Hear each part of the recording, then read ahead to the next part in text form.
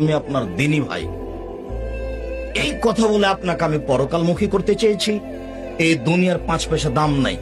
কালকে ছিল 40 বছর বয়স, আজকে দেখছেন 60 বছর বয়স। কখন যে বয়স পার হয়ে গেল, দেখতে দেখতে দাড়ি পেকে গেল, তার মানে কয়দিন পরে কবর।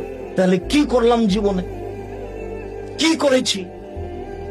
জবাব দেওয়ার জন্য প্রস্তুত থাকতে হবে, কোনো পথ নাই।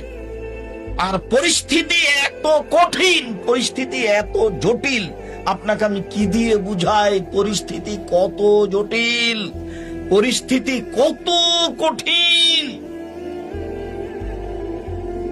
বিবেক বুদ্ধি থাকবে না। বিচার যখন শুরু করবেন তখন তিনি বলবেন, আল-ইয়াওমা লা তামলিকু নাফসুন লিনাফসিন শাইআন ওয়াল আমরু ইয়াওমাইযিন লিল্লাহ। আজ কোন মানুষের কোন উপকার করতে পারবে না, একচ্ছত্র মালিকানা আমার হাতে।